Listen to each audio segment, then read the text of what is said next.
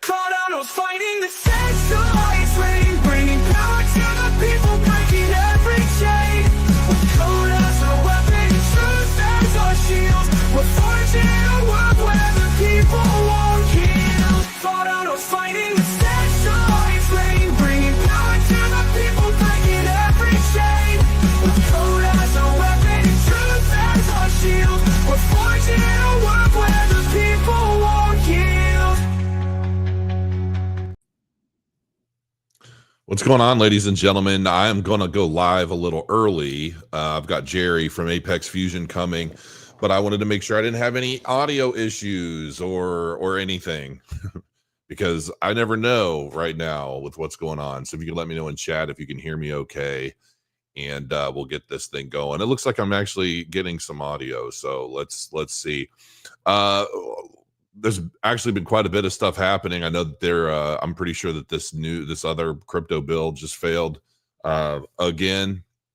So we'll see what happens. I mean, these things it's pretty common for this kind of thing because basically what they do is they vote and then they see who's not on board, and then they go back to the room and they say, okay, what do you want? And then they say, this is what I want. And then they say, okay, fine, but you got to have your vote. And they say, okay, do this for me and do that for me, and you can have my vote. And it's all about self-serving stuff. I mean, every once in a while, I'm sure they're probably, something else. Is Glacier dropping? Not yet. If it doesn't pop out on their website, it's not happening yet. There was a lot of speculation on it happening today. I think today's the 16th. Yeah, there was a lot of speculation on it happening today, but it's not today. Midnight folks actually messaged me directly and they said, hey, we caught your video, caught that. It's like, unfortunately, it's not happening today or tomorrow or whatever. But it's coming very soon. So of course, once that happens, I mean, even when they kick it off, you're going to have like 60 days to make your claim. And then there are other processes. So when it kicks off, you're going to know about it. I will say that don't jump on the first link you see somewhere just because there are going to be a lot of scammers and things with fake websites and fake links and things like that. I really wish there was a way to reverse this because this really makes me look crooked. I guess I shouldn't care much, but let me see. Shift videos. There's no way. I need a way to. Oh, wait. There. Do I look a little less crooked now? Well, I'm still crooked, I guess, but at least this way, it's the right way. Join the Telegram to get live updates to midnight. Yeah, we've got a really cool little group in my Telegram in the Murder of Crows, and it's definitely a really cool group, man. You guys got to join that. I also want to thank my sponsor. I want to thank my sponsor, Flux Charts, because they've been amazing to me, and you got to check them out. There's a link in the description. Their indicator really is slick, and they're actually working on a custom one for me specifically for how I trade. So yeah, and we're going to be here with Jerry, founder CEO of Apex Fusion. It looks like I see a tiny little head popping up somewhere. We might have to go ahead and bring him on in just a second and see what he has to say, because I know he's got a lot of stuff going on. And a lot of announcements and things. I think there's some really good stuff coming. Should we bring Jerry on, ladies and gentlemen? I think we should. So let's go ahead and add him to the stage. Jerry in a royal palace, apparently, with some golden art. What's going on, man? Yeah, so our head of security basically said we should no longer be, clicking on links on our computers. There's been too many instances where they've been used to hijack wallets and so forth. So I'm using one of my phones that I don't use it very often, and that's where I kind of do my interviews now because of recent, security breaches. So that's why I'm in a bit of kind of in a lounge location to do this call. A lounge location. Now, real quick, I want to make sure I got your audio good, because the way you're coming through on my end is a little low, but if it's good for the audience, I can hear you enough, and I want to make sure that that everybody can hear you. So anyone in chat, if you guys will just let me know that you can hear him loud and clear, and then I don't have to worry about it. It's always because I bounce from platforms, and so audio is good. All right, beautiful. Maybe I'll crank you up a little bit on my end. That way I can hear you a little bit. Oh, I'm cranked. Oh, wait, now that's why. Oh, you know why? I know why. Because I'm hearing you on this tiny little monitor. I took all of my big equipment to my trade room. And so, yeah, I've got this little tiny monitor. That's why you sound funny to me. All right. First of all, what do you think about these crypto bills, man? Are we going to get anything passed? Are you following this? I am a little bit. I saw that I believe the Genius Act didn't pass. I think it's procedural. I think that being against crypto is political suicide, to be honest. And I do believe that these bills will pass. I think the Genius Act will pass. An appropriate market structure bill will pass. Now, my concern is how favorable is it going to be for our industry? You know, we have to really stand strong on things like self-custody and those types of things.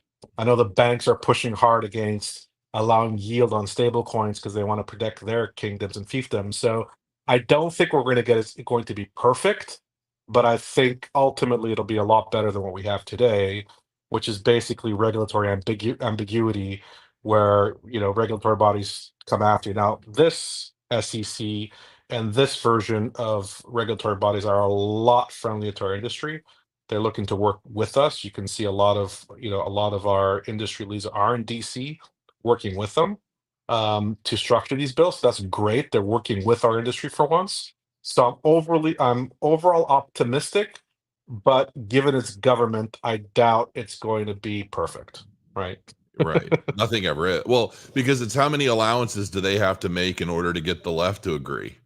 Right. And Yeah, what are they wanting? I know they want the CBDC because they want the US to be like a Chinese system. They want everything to follow suit with what in my opinion, I don't know, but everything I see, I feel like they're really trying to get these CBDCs in, and I'm like, Trump is trying to adamantly oppose it, and I'm hoping that isn't going to be like some sort of where nothing else works out, and if they don't get their CBDCs. I think the current system as it stands just needs to be replicated on chain. Or in other words, the central bank issues the currency, but it's the commercial banks, the private banks that distribute it. And I think we just need to keep that system. I think the road to CBDC is the road to hell, ultimately. Right. Because if you It's got disagree with somebody, you're not just going to get deplatformed. They're going to lock your money up. exactly. I mean, we saw what happened in Canada with the trucker protest, right? They blocked bank accounts and so forth. So, politicians, feel free to block assets. Even members of the Trump family were debanked. And, I think I told you this story before, but Apex Fusion had an issue last year where funds were blocked because of the crypto crackdown and so forth. So, And that I was mean, all if part of Choke Point 2.0, right? That exactly, was Elizabeth exactly. Warren. 100%, and we did everything. Like we built a world-class legal structure. We have our foundation in Switzerland. It got blocked in the correspondent banking system. In other words, it wasn't even the bank we were using. It was the bank that was getting transferred through that blocked the funds. So it was just insane. So if you give government this kind of power, they will abuse it 100%. They've done it in the 100%. past, and they will do it again. And that's really kind of a part of why crypto has been adopted by so many, is because it gives us kind of a bit of our own safe haven, if you will, to some extent. Now, granted, Bitcoin's probably one of the few assets that you can actually use as an exchange of value. Like with the apps and things, you can legitimately buy a car or a house or whatever with Bitcoin and other assets as well. But the end result is, even in that case, whoever you're buying something from, the apps that they're using are immediately converting that to USD. So it's like without that, without that, does anything really have value, right? It's like in the current state of things. I agree. I think Bitcoin has achieved the status of store of value, or at least it's getting there. But unit of account and medium of exchange is still the US dollar, but baby steps. I think Bitcoin right now is becoming more and more accepted as collateral. So I think there Right. was a recent ruling, and I forgot which agency it was, that allows to use Bitcoin as collateral to buy a new home, right? And then the more and more that happens, you can borrow against your Bitcoin and so forth. And of course, the first phase is going to be converting it to US dollars or borrowing US dollars and then doing the buy. But then, give it 10 years, and then people say, well, why do we have this extra step? We have an asset that's, pristine collateral that can do the other functions. So why would we use the US dollar to do so? Now, I think the US dollars, of course, will have its place in the system, but I think a lot of the inefficiencies will be removed ultimately. Um, Oh, you mean through blockchain? exactly, exactly. Okay, yeah. Yeah. If we stay with where we're at, they're not going anywhere. And to everybody watching, I mean, Cardano is pumping. I think it just broke. It's heading towards 77 cents, which is my third take profit. I've been literally day trading every day now, dude. I've been just studying my butt off. I'm making 1 million trades a day, learning from every one of them, making notes, and so yeah, and I'm getting pretty good. I'm at like about $1,000 a day in profit, so I'm really rocking it out, and I'm not sharing everything because if I lose, I don't want anybody following me, you know what I mean? But yeah, I'm updating everybody on the price. I mean, Cardano, everything's going up. I do think we're going to be coming down though soon to hit that 14,000, what is that, 14.8 or whatever, that CME futures gap after this head and shoulders on a 2 hour, just so you guys know. But anyway, so Apex Fusion, man, how is this going to play a role in all of this? Because you guys have a lot of stuff that you guys are kicking off. Let's talk about it. So I'm a user of crypto and DeFi, maybe not as sophisticated as you are. I'm not a day trader, but during this process, as Apex starts expanding to their ecosystem and is part of DeFi, I'm starting to do similar things where I'm providing liquidity. I'm looking at the arbitrage between the DEX and centralized exchanges.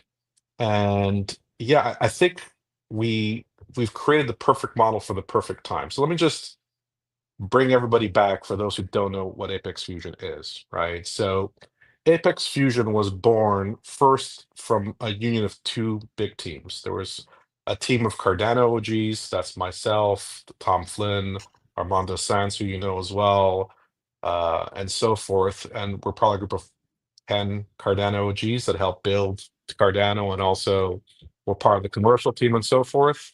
And we got together with some Polygon OGs as well, and we saw some gaps, let's call them, that needed to be solved, and we said, well, we could do this by marrying these two systems together. So it really is an interoperability play, and we took an engineer's mindset to it, and we said, and also we got really inspired by the original Cardano white paper or light paper, which spoke about the separation of layers. So we took that to heart and basically built a 3-chain system.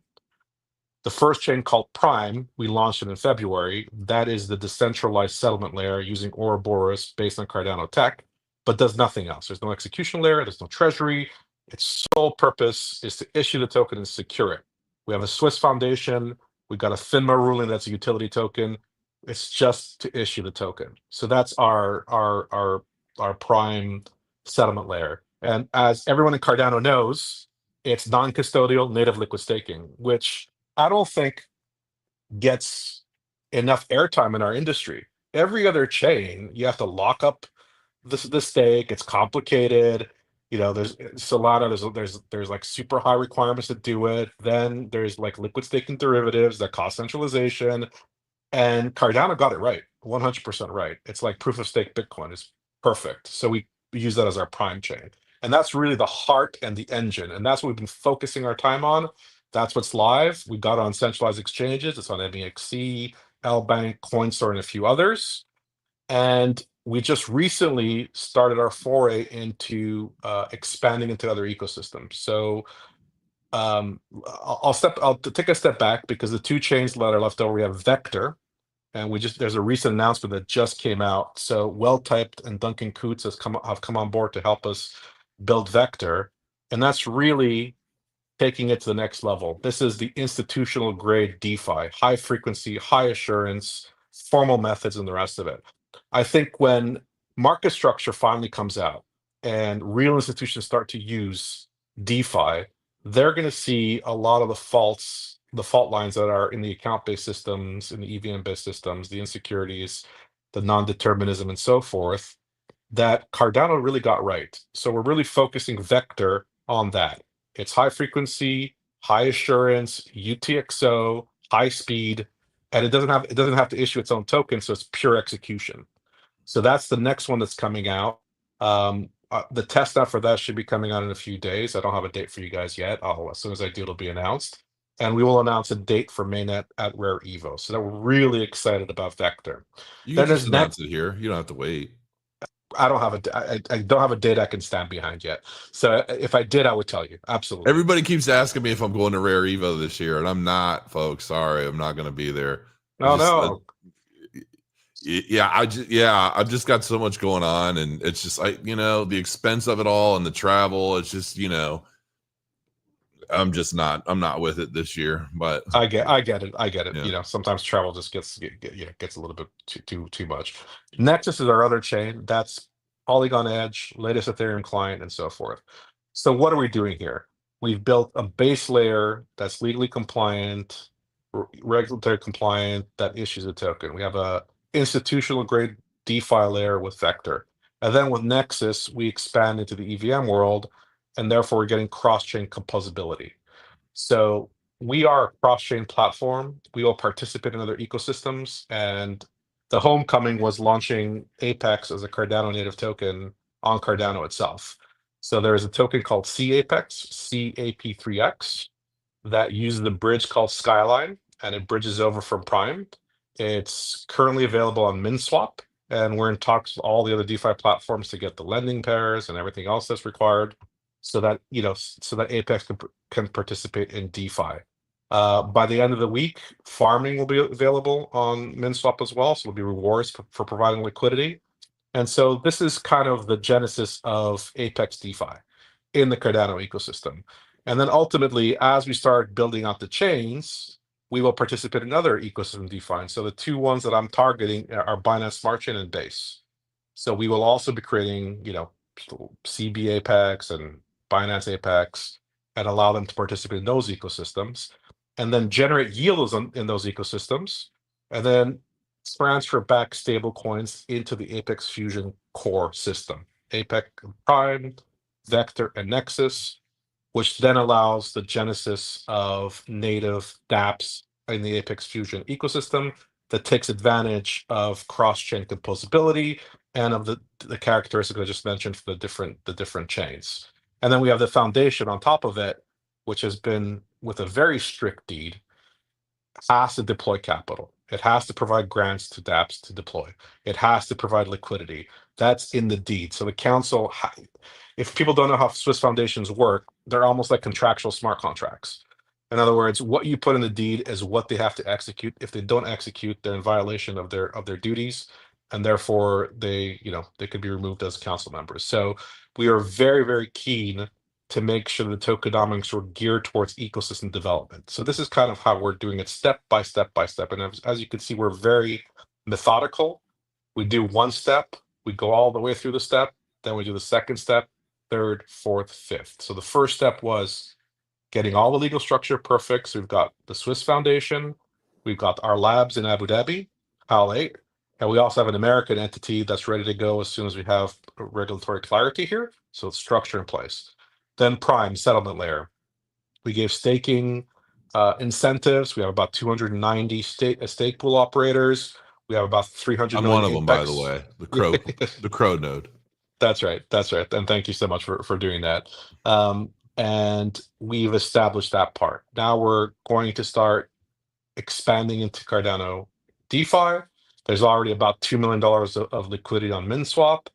And this is where I would love to hear the community's feedback. In other words, as they're using Apex as a token, or CAPEX rather, and as we're kind of building these different products, let's call them, on the Cardano ecosystem, I'd love to hear feedback about, what would they like to see on Vector, right? It's kind of like our proving ground to get things started, to get user feedback, to get market feedback. That's what's so great about the interoperability between blockchains these days, is that you could try things out on other blockchains, and then create a beachhead there, get things going, get people's feedback, and say, well, what can we improve? What can we do better?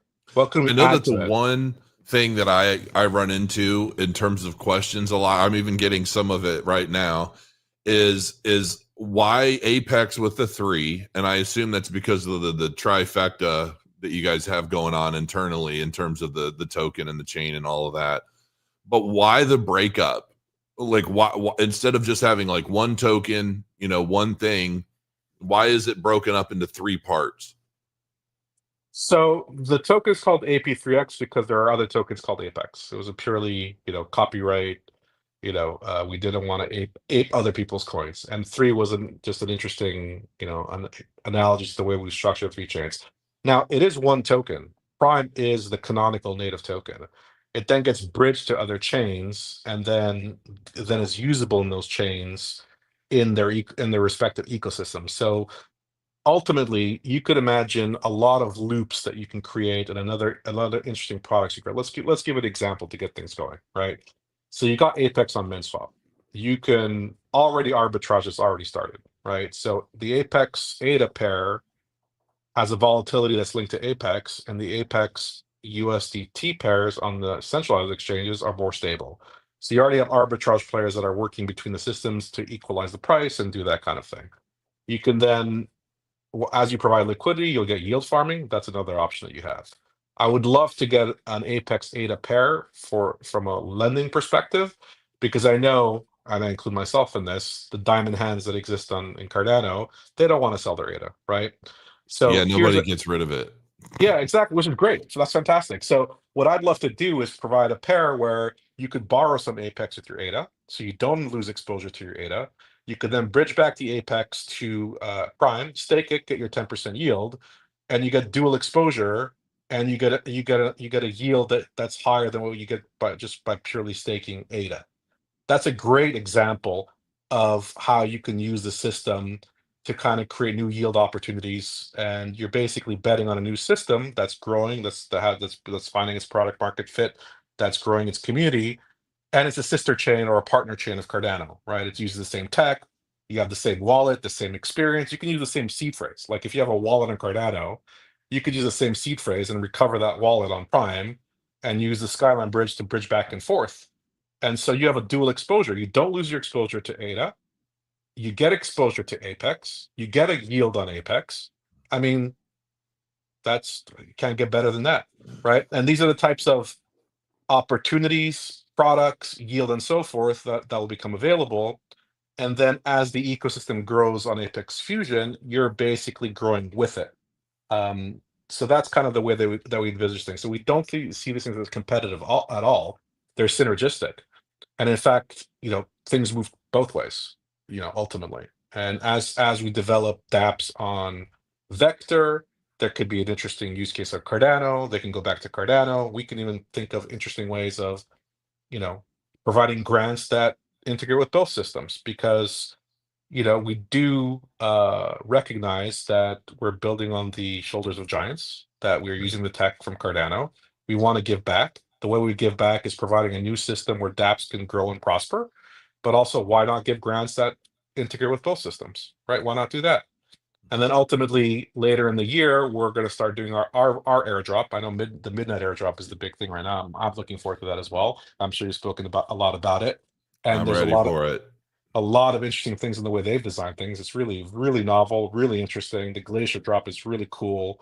The way Midnight and Dust work together, and they did a really great job of innovating there, right? And Reading so that white paper was the first time I got chills reading a white paper. As corny as that sounds. no, just we're all kind of nerds in the space a little bit, Mhm. that are kind of passionate about it, and you nerd out on that stuff. It's really cool. Like they did a Yeah. cool thing. The way that they structured it, the way they're doing the glacier drop, the way that they've gone to cross chain, which is our ethos, right? I think it's great, right? And I'm looking forward to my midnight drop as well. Right. And would love to work with that team as well and find ways that we can collaborate. And my premise is that Metcalfe's law rules ultimately. So the value of the network is the square of the number of users of the network. So the more connections you create, the more users you bring on board, the more options you create, the more value you mutually create to both networks. In fact, it's an exponential function. And I would also love to, you know, work with the founding entities of Cardano, IOG, Emergo, Cardano Foundation, and look at ways we could innovate together, right? They These are actually appear to be getting along right now on X. So it seems like there's some bullishness happening amongst that trio. So that's That's nice great. to see. I think price going up always has a way of bringing people back Yeah, together. doesn't it? Yeah. When There's everything great. goes There's up, so does everyone's spirit. exactly. I think there's like a beam on X where there's like a temperature gauge, and you hate everybody, everyone sucks when prices are low, and you love everybody when prices are high. Right. Yeah, okay. That's part of it. So I'm looking forward to that kind of collaboration, and and as we expand to other ecosystems like Binance Smart Chain, Base, and others, looking to collaborate with them, and then ultimately to kind of foster and create our native DApp ecosystem that takes advantage of cross-chain composability and kind of the unique technological choices that we took that will kind of meet certain use cases, I believe, that are not currently being served. So that's kind of the value proposition, the way we're looking at it, and we're really excited. So, we passed the first step with Prime. We've launched on Cardano as our first ecosystem. We're going to launch Vector and Nexus right over the coming months, and as soon as we have the dates, we'll announce those, which allow for execution in dApps and so forth. And we'll continue to expand to other ecosystems to create opportunities and inroads to other ecosystems that can bridge over.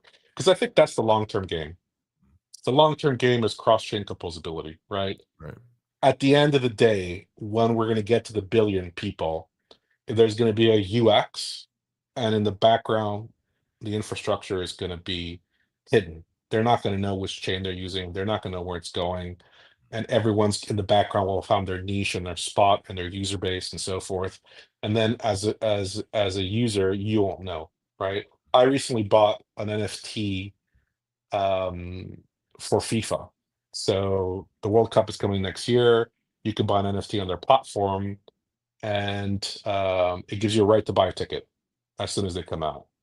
And I don't know which blockchain. I had to look up which blockchain they're using in the background. I actually forgot. I think it was They use Algorand to start, and then now it's maybe on Polygon. Like I don't know. Like on the front end, they have their front end. I have the NFT, and they're using a chain in the background. So I think that's the ultimate future is cross-chain composability, and that's kind of what we're driving towards. And it's very, very similar to the way Web 2 kind of evolved over time. I definitely think that the next evolution from here, with everyone having like their own NFTs, their own native tokens, or their own, like everybody's got all their own stuff, right? And I do believe that the next evolution of blockchain is going to be where it doesn't matter what you own, it can be present on any chain in some form. Exactly. And I think that the chains that help carry us into that new era, those are going to be the big winners. And I definitely see Cardano as a part of that. I could definitely see how Apex will play into that. And I don't really know of any others yet, honestly, offhand. So, but I do think that there are going to be ways that I feel like there's so much that's happening, that's coming with obviously Cardano and with Apex. And it's like the one thing that I am most curious about is I remember early on when I would cover a lot of the development partners with Apex, and there were so many, right? And there's so many. And because I've been waiting, right? I've been waiting for these next steps, these, Mainnet, all these different things to start hitting and launching with the public. Are you able to say like because the technology can be great, right? And I get how it's all going to work together, but I think what's really going to drive that adoption are why am I using it? What are the opportunities that Apex is going to present to me as a user that maybe other chains aren't offering? Or if I'm trading meme coins on Apex, you know what I mean? How is that going to be comparable to trading meme coins on some other chain? Just like what are some of the nuts and bolts that are going to drive that adoption into the chain? And how is the world going to benefit from the way Apex has been designed to achieve even some of the just the typical things we're used to, let alone, some of the bigger picture items. So I think the separation of layers has a lot to do with the value proposition. In other words, once you've established a three, you can establish more, right? And you could think of private chains that can attach on top of them and all these kinds of things. I think in terms of value proposition, I kind of went over them. The native liquid staking is one, right? That's something that's unique to Apex and Cardano that benefits other ecosystems. I think Nexus is just bridging to the large and massive pool of liquidity in the EVM world, but I believe that UTXO is a superior technology. I think UTXO formal methods, the way that Cardano is built, is superior, and that's where Vector is going to come and shine. Vector is going to be a high frequency, high assurance version of Cardano, which I think is going to be institutional grade. So I think that's where, when the market structure comes, like I worked in corporate deals for 25 years. I know what's going to happen. I didn't know you were that old. Yeah. You can't tell. You can't tell with the white beard. You can't tell with the white beard. So right now, blockchain outside of Bitcoin and stablecoins to a certain extent has been a large experiment, right? With a lot of fun things you could do and degen things and so forth. What happens when there's market structure and trillions of dollars start to come onto it, RWAs and stocks and all that kind of stuff? Guess who's going to start looking at the tech? Compliance officers, risk officers, CFOs, this type of thing. And if there's any vulnerability that right now we kind of brush off because we're okay with the high risk tolerance that we have, and they witness that, they're going to laser focus in on like battle tested, hardened, deterministic, provably secure technology. And I think that's going to benefit Cardano, and that's going to benefit Apex ultimately. That's going to happen. I could see it happen. They're going to start using the tech. They're going to go to the big boys because that they have the most liquidity, Ethereum, Base, Binance Smart Chain, et cetera, et cetera, et cetera. And they're going to discover vulnerabilities because it was built with a certain mindset, and crypto people have a high tolerance for risk and are willing to take that risk, right? Banks are not willing to take risks. So they're either going to do a private chain, or they're going to look for the tech that had the peer-reviewed research, the formal methods, the provably secure, these types of things, right? It's going to happen. I think this is part of the Seeing a lot of frustration. that come down from the regulatory bodies already in terms of the way they're judging the different blockchains in terms of decentralized maturity and things. Have you been seeing some of that? I have 100%. There's only three right now, and Cardano is one of the top ones. Yeah, of course. This is why Prime uses the same model. Prime is Right. decentralized. We use the exact same model because we saw that, right? We saw that Binance Smart Chain and Base and so forth, they're very centralized. Solana is very centralized, right?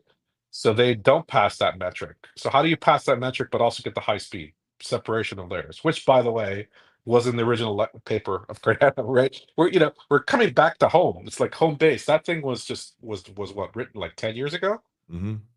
It figured it out. That's what it is. The token needs to be secured in a decentralized manner. You can't mess that up, because if it's centralized, it's open to attacks, it's open to takeovers, all that kind of stuff. So the token itself has to do that.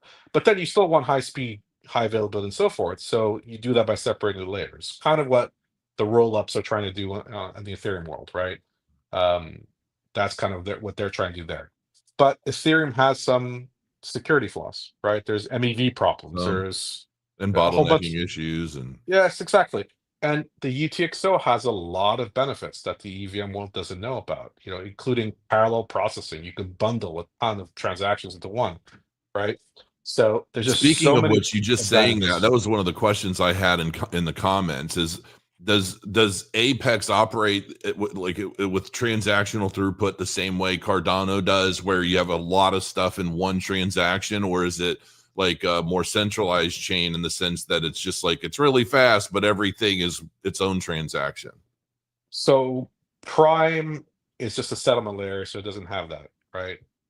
Vector is going to have the same technology except less validators, right? So it's going to be less decentralized than Cardano, hence the speed, and also some tweaks that Well-Typed and Duncan are working on to make it faster and so forth.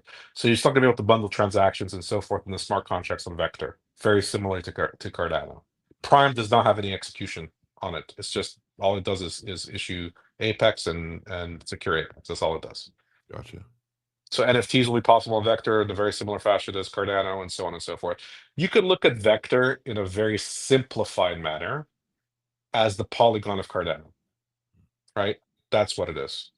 You know, Ethereum had the decentralization, but had high fees and a whole bunch of other issues. So Polygon came out, did it in a slightly more slightly less decentralized manner, and got faster, cheaper. We're doing that plus on Vector. And we're going to have more to talk about it at Rare Evo once we kind of put it on the test stand, put it through its paces, see how fast it is, and you know. If I were to put this into an analogy, and hopefully you're not offended by this, but like if I were to put Apex into an analogy, I would almost look at it like, you know, I'm a dad, right? I'm the father, and I have my sons and my daughters, right? And they're all an extension of me, but they all specialize in something else, right? You know, like my daughter, she's very much like me, but she's very into fashion and K-pop and designing clothes and all of that, right? But that's her thing. You know, I might have a son who is a drummer and he's very musical.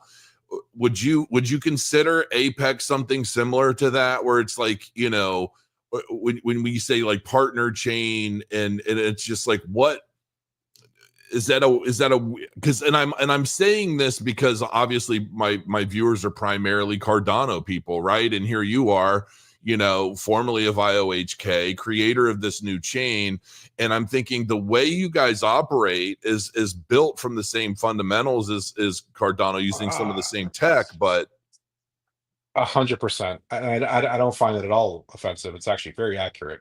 If you think about it, it's the same DNA. And I think Charles, when he first heard about the project a year and a half ago, he said that it's the same DNA. And that's what it is. It is.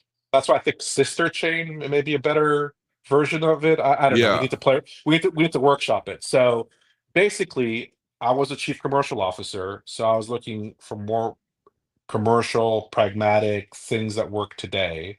Charles is the innovator, thinking 20 years ahead.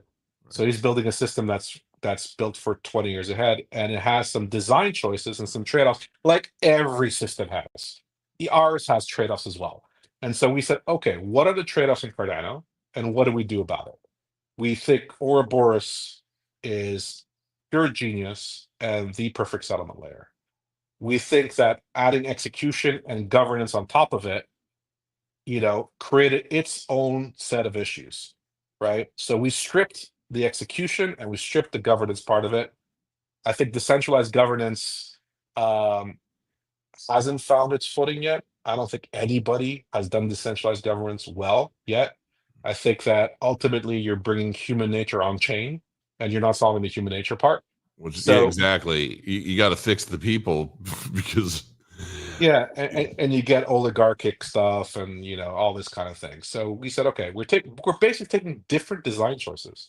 right, We're inspired by the original white paper, has the same DNA. Prime is the pure settlement layer with stripped out execution and governance. Governance is from a foundation, but we've put a strict deed on the foundation where they have to deploy capital into the ecosystem to develop dApps. They have to deploy liquidity.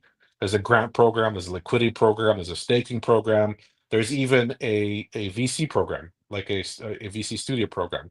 And they have to do it. There's no choice. So they can't sit on their hands on a bunch of treasury and not deploy it. They don't have right, that choice, right? right. So that's you know, and this is all about hindsight, right? Because none of the chains that were built, Ethereum, EOS, Cardano, Algorand, they could not have foreseen every eventuality. We have the benefit of hindsight, and now we're taking different design choices, which I'm sure will have its host of issues. And then somebody else will make different design choices. And that's the beauty of open source innovation. So that's the way that we did it. Vector is basically solves the throughput and high availability issue, but at the expense of decentralization. It'll be less decentralized. Cardano's trying to solve it while maintaining decentralization. Fantastic. Fantastic. And I think they may crack the code. And when they do, we'll be happy to adopt it, right? But it'll take years before that happens. Probably. Maybe not. Who knows? But it'll probably take years because that's a very hard problem to solve. It's like fast, quick, cheap, pick two. We're saying we could do all three. It's possible, right? If you design it properly or you have a technological breakthrough. So Cardano is betting on a technological breakthrough with, Hydra, Mithril, all these other different things, Laos. These are high speed and decentralized, right? We're like, okay, in the interim, we're building high speed, high availability, has all the characteristics of Cardano, but is less decentralized. And we remove the token from it so the token can have the decentralized security. That's the trade-off that we've chosen. And it's just an engineering choice. And it's going to be appropriate for certain use cases and not others, and Cardano for certain use cases and not others. And if we connect the two systems together, they'll be better together. That's really the way that I see things. What do you see as being like maybe the top 3 commercial use cases for Apex? So I think institutional grade DeFi is the number one use case, because once people understand formal methods, UTXO, all these types of things, and the security of it, I think Vector is perfect for that. And having that as a private chain that can be used by corporates and governments and so forth, that doesn't have to have a settlement layer, that if they ever want to settle to Prime, I think I envisage that that's going to be the killer use case of it. But I don't know, right? There is a process of discovery-based planning here. So we're launching Cardano. We'll get feedback from that. We'll launch Vector. We think it's good for that, but we're going to find out. dApps are going to come with all kinds of ideas of what they could do with our system, and we'll give them grants and give them support, all this kind of stuff. And maybe it's something else, right? Like when Cardano was, because I was there throughout the whole process where, Shelly and Gogan and all this kind of stuff. I don't think anybody envisaged that Cardano would be a great platform for NFTs, right? Before it launched. Like, I don't Right. think that was in the design spec, but it ended up being a great platform for NFTs because of the way you can bundle things.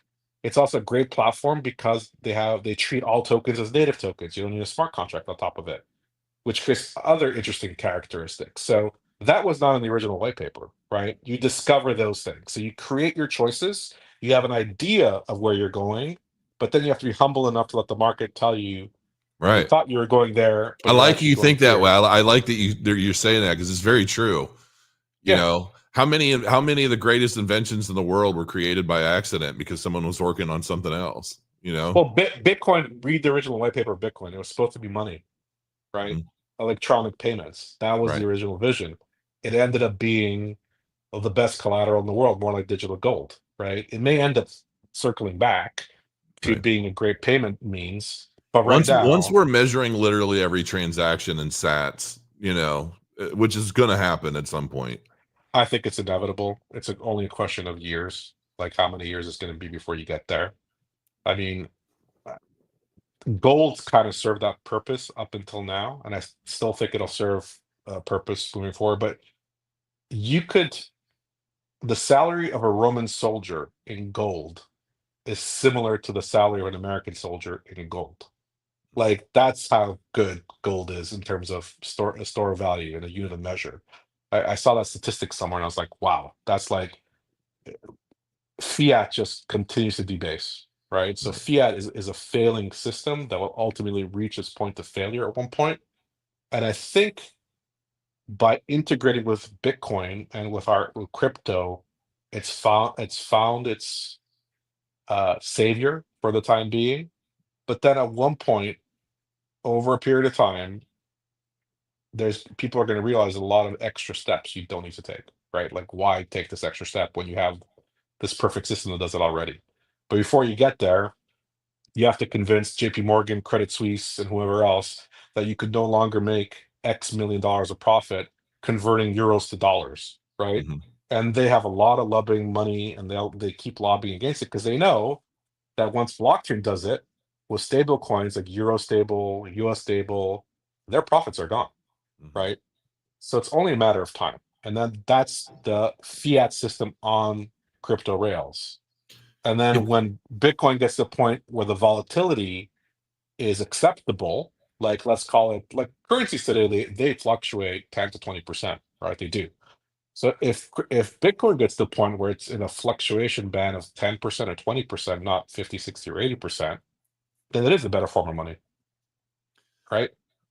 So if you I personally believe that the entire financial system across the globe is going to be on blockchain in the not so distant future, and I feel like a lot of aim is around the 2030 mark, right?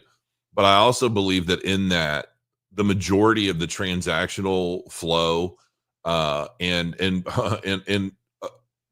everything else that we do is all going to run through AI. Like it's just, I believe that that is a big part of the reason why Trump has put so much emphasis on capital raising and generating interest in investing in AI infrastructure in the U.S. and because I think he wants to. I think he wants the U.S. to be the center of, he says the center of crypto, but I believe that crypto is effectively going to become the transactional financial arm of AI is where I think everything is heading. I don't see how it could be any other way, honestly. How do you see Apex playing a role in that? So that's where AI is gonna move at lightning speed, right? So it has to be provably secure. You got to know that each side is authentic and high frequency. I think that's where it's going to prove itself. Also, there's the use cases of blockchain that are just not Apex Fusion specific, but are any blockchain can do. It's also just authentication. Authentication is going to be a big part of the future. Like we're already getting deep fakes. There was a case last year, I believe, where they deep faked videos of banking executives in Japan and they got somebody to make a money transfer. Wow. So how long before it where look at this, for example, the StreamYard you sent me, my security lead said you can't push on links on your computer anymore that has anything to do with your wallets, Mm-hmm. right? Right. So because you don't know if it's authentic, right? So Right. I'm using a different device for the StreamYard. It's in the near future, you're going to connect with your crypto wallet and the links are going to be cryptographically secured, right? Which is also a use case of the blockchain. Like the blockchain is great at making assets, doing DeFi and all this kind of stuff.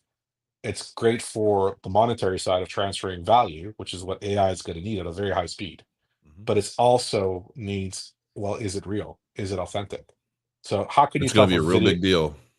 how can you tell if a video is authentic? It's going to have a camera that has some kind of QR code on it that says that it's real, that's not modified, a timestamp, so it hasn't been modified since, et cetera, et cetera. Like, could you imagine the Epstein video that was authentic and provably the original, right? Right, like right now they I think it was Wired that mentioned that it was using Adobe to be modified, Mm-hmm. right? So right now, in today's day, you cannot be sure that the video you're seeing is real. It's only a matter of time that something really bad happens, and then they're going to have to put everything cryptographically secured. It's going to Which is have to be. also a part of the reason why, and I don't think the administration or a lot of the people pumping billions of dollars into AI right now, I don't think they want that regulatory concern because that is going to happen and they don't want to be liable for any of it. And they don't want it to really affect their development and all of these data centers and all of the infrastructure, man, that they're putting together. And some of that scares me to an extent because, I know that in the big beautiful bill, and they had like the 10-year, no Moratorium. regulation for 10 years from the states. And I'm like, do you have any idea what AI is going to look like in 10 years? I mean, just a year from now, it's going to be even 10 times more insane. The growth of AI in a 10-year span, I mean, it's literally going to control everything at that point. So how far do we really want to let this get out of control? It's a great question, right? So we saw this with the internet where it was unbridled for a long time. And then we saw the state of, the mental health of teenagers and all the issues that it created. Um, and so there needs to it's a tough balance. Mhm. In one respect, we're in a geopolitical race, right? The Chinese are not going to put the same brakes as the United States are going to put. So if you put brakes here and then put brakes there, they'll get to the better AI than you will. So that I think is what motivates them for the moratorium. I think there will be an event of some kind. I don't know what it's going to be. That's going to be a sufficient magnitude where regulation is going to have to step in and It'll be a start to put video some. of Jerome Powell resigning. Yeah. And they're like, no, wait a minute, that was AI. That was fake. That's right. That's right. That's right. And yeah, like that could be verified quickly after. I don't know what it's going to be. Anybody who says they know what AI is going to look like in 10 years is lying. We're Right. like we're in the event horizon of a black hole right now. Like we don't know what's going to be on That's the other exactly side what of it it. feels like. It's exciting but scary, especially Yeah. knowing nobody's really going to do much about any of it for a while until Yeah. really bad things happen. Yeah. So, what was the date of the mainnet launch? Mainnet of Prime. Prime was Yeah. February 20th. February 20th. Yes. Okay. What was the date you didn't want to give away? Well, Vector and Nexus launch. So the next two chains. We don't have a date. So I could tell you testnet in weeks, and I could tell you delivery in months. And as Okay. soon as we get the exact date, we will announce it. I'm pushing the team hard to get a date so we can announce it at Rare Evo. But I can't guarantee it because it's got to go through its paces. We're not going to release a platform that's half baked. It has to be Right, of secure. It course. has to work. So, but I could say days for the test nets, or days and weeks for the test nets, and months, single digit months for the main nets. That's all I can give right now.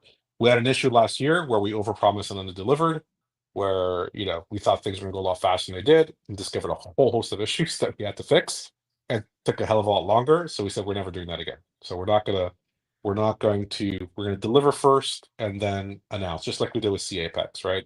Yeah. We delivered it, put it on MinSwap, put liquidity in there, and then we announced it. We're just going to continue to do that, with some exception. Of course, if we're, let's say, 90% sure or 80% sure we're going to hit a date, we'll give a date. And if we miss the date by a month or something, we're just asking for the community to bear with us, right? But we're really, really, in the final stretches here. It is the final stretches. I'm looking forward to it. I'm really looking forward to being able to really dive into a lot of the mainnet product launches and things. Just to see what everybody's been building, because I mean you've had quite a few development partners now for a while, and I'm curious to see what all they come up with, and just to start watching that ecosystem grow. I find interesting. We've got a now. great group of developers. So we decentralized development right from the get-go. I mean, IOG did too as well, right? That was another great choice that they made, was using a lot of different partners to do it. We use the same model. So we have, and as I mentioned, Type just joined us. Apparently the so bill just passed. Which bill? The bill they were voting on today. Oh, is that why?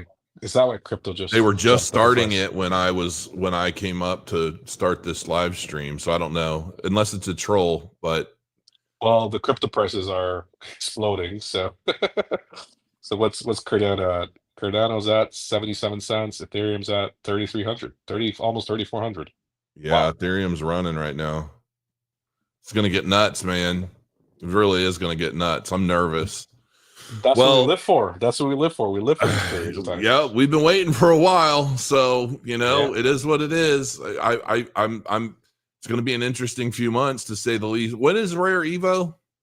It's August 6th to 10, I believe. It's the first week of August. Okay, August in Las Vegas. Okay. Yeah, Vegas, man. I don't know. I when the first time I went out to Vegas, and my wife was like, "No, don't get too excited." And then we got out there, and I was like, "Yeah, okay, I get it." You just walk around, and they're all the little escort trading cards all over the sidewalk. Is that I saw those everywhere? I thought that was kind of fun. It's got a Las Vegas got a vibe. Let's just put it that way. Yeah. They should start releasing those things as NFTs. Maybe it'll be better marketing for them. Yeah, maybe. Well, Jerry, man, it's been a cool talk, and obviously, we chat all the time. So, as soon as you're ready to come back and kick out some more dates and details, I'm always here, ready and waiting. To everyone in chat, thanks for joining us. I'm like, I'm on like 4 hours of sleep, so I'm probably gonna bid farewell and go to bed. And is there anything else that you wanted to address real quick before we cut out? No, I mean, the one thing I want is as many people as possible to learn about the project. That's really our priority right now, is go onto our page at Apex Fusion, go onto our website, read our white paper, read our light paper. If you're technically inclined, or even not, because there are staking providers, create a stake pool. Now there's the Apex and Cardano. Start using it, buy it, play with it, see what you can do with it. Give us suggestions. Tell us what you'd like to see us do. I'd love to get feedback from the Cardano community where they want us to go, right? This is, like I said, we're part of the Cardano community, right? We're not separate from it. And I love your analogy of parents and kids. We share the same DNA. That's for sure. Right. And I will say too, I'm pretty sure Dave is in chat. Setting up an Apex node is basically like if you've set up a Cardano node, you can set up an Apex node. I mean, it's very much the same thing for the most part. So, I honestly, I feel like everybody, a part of me, and I'll just leave it with this. I feel that Apex is giving the public an ability to get back into Cardano in the very, very earliest of stages. That's exactly And right. start growing and becoming kind of a root of the Apex community as it continues to prepare to kick off. And so, don't wait is the best advice I could give anybody. Not financial advice, but definitely get out there and start educating yourself. And I probably need to start doing some more coverage myself on some of the nuances and things and the capabilities and whatnot. So I might start including some of those segments as well, because I do believe that more people need to learn. I see there are always so many questions. And I feel to some extent people are so focused on everything that they've already been invested in and a part of for so long. And now that we're getting to a point where, I mean, hell, when China says crypto's no longer banned, it's the bull market. And it's going to be the bear market when they pull the plug and say it's banned again. It's like they open up their floodgates and close them off. That's so right. We're obviously in an altcoin bull that's heating up. It's starting to heat up. And, I think there are going to be a lot of people, especially as we move into the peak of the cycle, where people are going to say, all right, what's next? We're what am I going to be watching for the next cycle? And so it's going to get real interesting. Well, listen, you've been a partner right from the beginning. We really appreciate you. Thank you so much for everything. I'll continue to come on the show as soon as something interesting to talk about. And we're deliver first, announce later is our new mantra. It was our original mantra, but we didn't adhere to it at the beginning, so we're getting back to our roots. But things are moving. We're really excited. We think we have a novel product. I think we have a unique value proposition. And I think when people start to use it, they'll see it, and then they'll educate us, tell us what they want to see from it. Sounds good, man. And for those of you guys watching, check the links below. There's a link directly to the Apex website. If you want to learn more, check out the white paper, check out all the information that's made available, and start working out setting up your own node, man. It doesn't hurt you. And it's there's a lot of information out there on how to do that. I would encourage everybody. And farming is going to be available on MinSwap in a couple of days. So if you're of the ilk that likes to provide liquidity, don't wait, because there's an opportunity at the beginning, especially to get some extra rewards. And the other thing is I've been, deep diving how things are going, and it's interesting how Apex, I think any CNT actually works this way, acts a bit of as a hedge to ADA. So as ADA goes up, people sell their Apex and buy ADA, and there's an arbitrage effect, and it's the same thing on the way down in the short term, right? It's in the longer term, the bigger forces take over, but in the shorter term, there's some interesting dynamics there that I think a lot of DJs would appreciate. So A go in lot of there. DJs, I love it. Yeah, I'm a DJ. Get your I'm a fix DJ. at Apex. That's right. Yeah, because it does create a lot of interesting effects and interesting things. The fact that it's using the same tech, the fact that it's a sister chain, the fact that it's the same staking model, the same wallet attaching to DeFi, right? And then it's going to attach to other DeFi. There's going to be a lot of cross chain interesting things to do. Yeah, and the guy who set up my he manages my nodes for me, and he's phenomenal at it. He's really, really good. Dave, he just said that the Apex Discord is the best place to go for information on setting up your own stake pool. So make sure Fantastic. you guys check that out. And he knows what he's talking about because he does it and he's been doing it. So ladies and gentlemen, thanks for joining us. Thank you, Jerry, so much for your time, man. It's always a pleasure. And for those of you guys out there, crow your coins, and we'll see you again soon. Get some sleep, man. Yeah. Cheers. Bye.